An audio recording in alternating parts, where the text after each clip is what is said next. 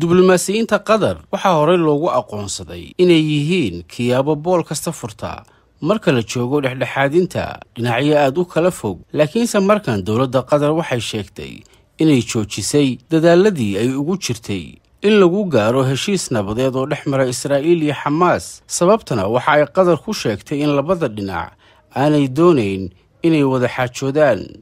Mareykanka ayaa la sheegayaa inuu ku cadaadinayo qatar inay xirto xafiiska Xamaas ee ku yaala dalka qatar. qatar waa dal yar oo hodan ah oo qayb weyn ka soo qaatay in nabad laga abuuro bariga dhexe, balse hadda waxay wajahayaan culays weyn sidii ay u dhexdhexaadin lahaayeen Israa'iil iyo Xamaas. dalka qatar dhul ahaan waxa uu ku fadhiyaa 12,600 kiiloomitir oo laba jibaaran. marka Soomaaliya la barbar dhigana ballac ahaan ka noqonaysa wax ka yar 2% dhulka Soomaaliya. si kale haddaan u dhigana waddanka qatar waxa uu 15 jeer ballac ahaan ka yar yahay magaalada Washington ee dalka Mareykanka. laakiinse isagoo sidaas u yar, qatar waa waddan saameyn weyn dunidan casriga ah ku leh. waddankan ayaa dhoofiyay gaaska dabiiciga ee adduunka ugu badan. wax soo saarka qatar dunida waxa ay kaga jirtaa booska 6aad. qatar iyada ayaa go'aansatay inay qaadato doorka nabad samaynta. 20kii sano ee lasoo dhaafay, dalkan yar waxa uu dhexdhexaadiyey xabad joojino iyo heshiisyo nabadeed oo dhex maray dhinacyo isku haya bariga dhexe Yurub iyo Afrika. bishii November ee sanadkii 2023, qatar waxay martigelisay Israa'iil iyo Xamaas si ay uga wada hadlaan xabad joojin ku meel gaar ah. ilaa iyo 105 maxbuus oo Israa'iiliyiin ayaa lagu bedeshay 240 Falastiiniyiin maxaabiis ahaa. sanadkii 2020, qatar waxay dhexdhexaadisay Taliban iyo Mareykanka. taasina waxay soo afjartay dagaal 20 sano ka socday dalka Afghanistan. Mareykanka iyo isbahaysigooda ugu dambeyn waa ay ka soo baxeen oo ciidamadoodii way ka soo saareen Afghanistan, iyadoo Taliban ay xukunka dalka Afghanistan la wareegtay.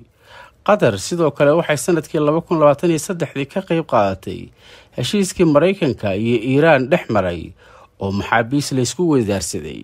isla sanadkaas qatar waxay dhexdhexaadisay wadahadalo u dhaxeeyay Ruushka iyo Ukraine oo dib loogu soo celiyay carruur u dhalatay Ukraine oo loo qaaday Ruushka inta uu socday dagaalku. qatar waxay sidoo kale sanadkii 2020 dhexdhexaadisay heshiis xabad joojin oo dhex maray dowladda Chad iyo jabhado mucaarad ah oo dowladdaas ku kacsanaa. sanadkii 2010 sidoo kale qatar waxay dusha kala socotay heshiiskii xabad joojinta ee u dhaxeeyay dowladda Suudaan iyo kooxaha hubaysan ee gobolka galbeedka Darfur. haddaba waxaa isweydiin leh maxay qatar ku dooratay kaalinta dhexdhexaadinta. dastuurka qatar qodobkiisa 10aad waxa uu caddaynayaa in siyaasadda qatar ay ku salaysan tahay mabda' lagu xoojinayo nabadda iyo ammaanka iyadoo loo marayo hab nabadeed iyo wadahadal. qatar waxay isbahaysi dhow la tahay Mareykanka, waxaana uu ku leeyahay saldhig militari oo ay degan yihiin kumanaan askarta Mareykanka. qatar waxay sidoo kale ogolaatay in kooxaha xagjirka ay reer galbeedku ku sheegaan sida Taliban iyo Xamaas ay xafiisyo ka furtaan magaalada Dooxa ee caasimadda dalka qatar. qatar waxay dhexdhexaadisaa kooxaha siyaasadda oo aan si toos ah u wada hadli karin. Helier oo ka tirsan maxadka arrimaha ammaanka ee Ruusi oo arrintan ka hadlaya waxa uu yidhi sidan: qatar xiriir fiican ayay la leedahay kooxaha sida Taliban iyo Xamaas sababtoo ah dagaal kalama dhexeeyo. sidoo kale Mareykanka ayaa saldhig militari ku leh Dooxa, waa meel ammaan u ah kooxahaas. si xora ayayna wada hadallo ugu geli karaan iyagoon cidna ka baqayn. qatar waxay leedahay koox diblomaasiyiin ah oo si heer sare ah loo tababaray kuwaasoo la socda wadahadallada nabadda. dhexdhexaadiyaasha qatar inta badan waa ay guulaystaan dadaaladooda ay dhinacyada iskaga soo horjeeda uga dhaadhicinayaan inay gaaraan heshiis nabadeed ama xabad joojin. wasaaradda arrimaha dibadda ee dalka qatar ayaa maanta ku dhawaaqday inay joojisay dadaaladii dhexdhexaadinta ee lagu gaarayay heshiis nabadeed oo u dhaxeeya Israa'iil iyo Xamaas, balse qatar waxay beenisay wararka sheegaya inay doonayso inay xirto xafiiskeeda xamaas ee ku yaala magaalada dooxa ee dalka qatar. beeninta qatar ay arrintaasi beenisay ayaa keentay in dowladda israa'iil ay dhaliisho dowladda qatar iyadoo ku sheegtay inay taageerayso koox argagixisa.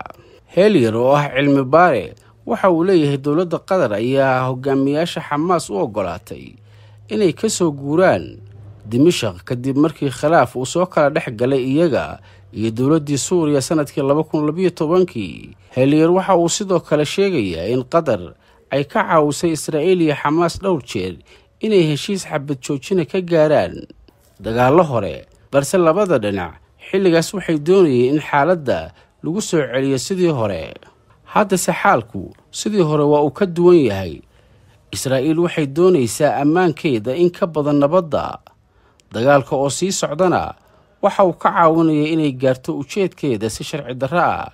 dhanka kale xamaas waxay hadda doonaysaa nabad si ay u sii jirto, ayuu leeyahay cilmi baare Helier. waxaa jira warar suuqa oo sheegaya in xamaas ay qorsheynayso inay xafiiskeeda u wareejiso Turkiga ama Iiraan, balse Helier waxa uu rumaysan yahay in qatar ay tahay halka ugu ammaanka badan hogaamiyaasha xamaas haddii ay joogi karaan dalka qatar.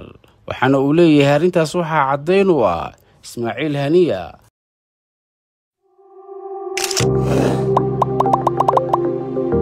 marka aad maqasho ICT waxaa caadi ah inay kugu soo dhacaan software, computer, internet, communication technology, cloud computing, programming.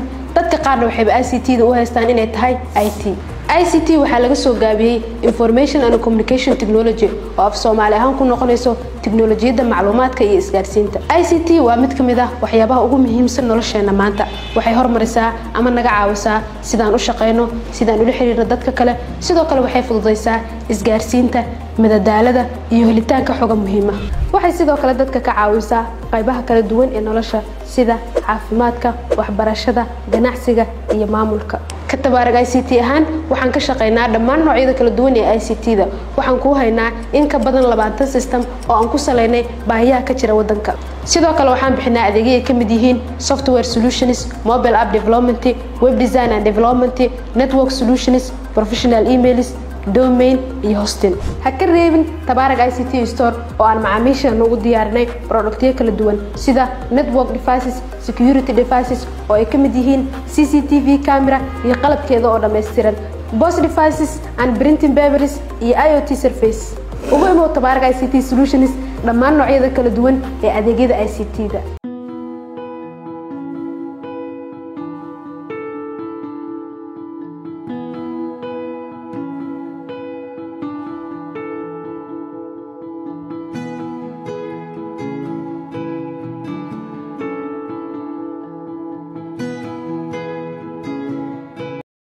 tabaarag ICT solutions oo xoojinaysa xalinta caqabadaha bulshada iyo inay si wanaagsan u qaadato doorkeeda tiknoolajiyada ayaa markan albaabada u furtay tabaarag ICT store oo ah dukaan lagu iibin doono qalabka tiknoolajiyada oo dhameystiran sida network hardware, security hardware, POS device and printing papers iyo IoT surface. sidoo kale waxaan idinku diyaarinay dhammaan fiilooyinka loo isticmaalo agabka networkinka, queue management device, fingerprinting device, handheld POS printer iyo qaar kale oo badan. waxaad naga heli kartaa qalab tayo iyo damaanad leh oo aad u adeegsan karto gurigaaga ama goobtaada ganacsi. tabaarag ICT store wuxuu ku yaalaa interlock dambe ee isgoyska Taleex, degmada Hodan, magaalada Muqdisho.